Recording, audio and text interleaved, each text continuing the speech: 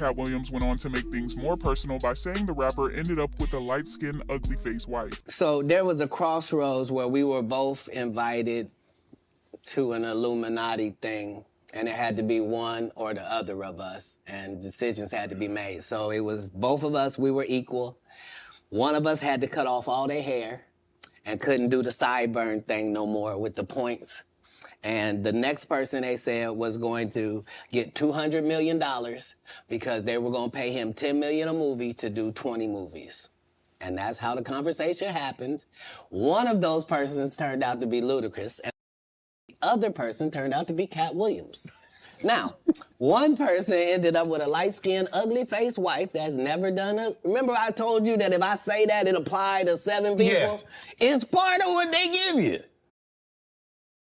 Never been Illuminati, only a Ludacris, and I only left with bitches when coming from any party. Now I'm married with kids, the evolution of life. Never been a clout chaser, never say shit for likes. R.I.P. John Singleton, you never have to flex when you earn every one of your Fast and Furious checks. Afro with the sideburns, yeah, that's my signature. Addictions on the rise, comedians check your temperature.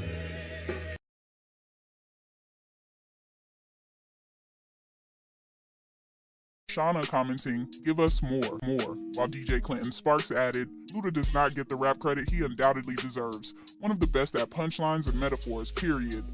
Tell the truth. It was Steve's tour. Not it was going to be called the Kings of Comedy. It was Steve's tour. These are the guys opening for him. Hold up, Tommy. So you a comedian, you a radio host. Yes. And now you got a game show? So not only did he say that, which he kind of said a whole bunch of nothing, he also went on Twitter as well today, and he tweeted this out. He says, "You don't have to address your haters 100. And then another person, Christina, said, "I think this is addressing them, Steve. LOL. Now, D.L. Hughley definitely was responding back to some of his fans on Twitter. And you can tell he's getting a laugh out of this because, as you see, one fan stated and said, DL said he talking about them N-words and not me. Laughing emoji, okay. Then he responded back by laughing.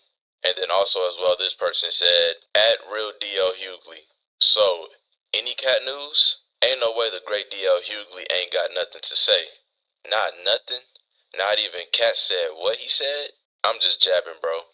And he responded back by laughing at that tweet as well, too.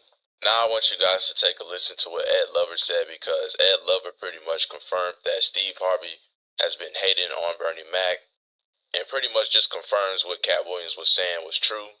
So just more proof and evidence. So go ahead and take a listen to this, and then I'll come back to you guys and we'll close the video out. Take a listen.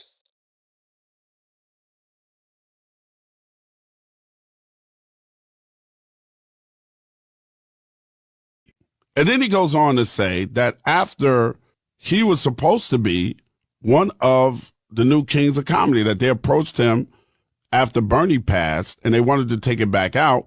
And he was supposed to be a new King of Comedy, but he didn't want to go on the Kings of Comedy tour because of Steve Harvey's treatment of Bernie Mac. He has a lot of respect for Bernie Mac, and I love Bernie Mac. Y'all know Bernie Mac was a Who's the Man. Bernie Mac was a friend of mine until he passed on. When I tell you one dude that has never, ever, ever changed, y'all have heard me say this before, is Bernie Mac. Love Bernie Mac. And Bernie, the stuff that he said, Katt Williams said about Steve Harvey calling to try to get Bernie's role on Oceans and that kind of stuff, Bernie told me out of his own mouth. And Bernie, I've known Bernie. Like I said, we did Who's the Man in like 91 to 92. The movie came out in 93. Okay? I met Bernie during the taping of Def Comedy Jam. And I went and said, we need Bernie Mac in this movie. Bernie Mac has never fronted on me. Bernie Mac has never lied to me. I believe Bernie Mac when he say Steve Harvey hated on him. King, I got the offer. Then what happened? But I turned it down. Why? Because you shit on Bernie. And I know the truth. You think I'm gonna let you shit on Bernie and then come get me? I'm the next king? Fuck you. Why? Because the whole time Bernie was here, you was acting like you was funnier than him. The reason you were supposed to go last is because it was your tour. Of course you gotta close if it's your tour. That's why it was such a big deal. But you couldn't do it, because you can't beat the best. And until you humble yourself, you will forever be kinged by the king. And because you finally did it, because you didn't have no other choice, and now that he gone, you gonna act like, he wanted to be a movie star. You stop it. You stop it. That man was funnier than all of y'all, and y'all thought y'all had one over on him. You thought he was black and ugly, and you were good looking, and he couldn't make it because you did. And that ain't the way comedy works. The king is the funniest. Period. Every time. And that's why no audience member was ever swayed. It didn't matter where Bernie went. You think if Bernie went first, he wasn't the king? Get out of here. Get out of here. Get your ego out of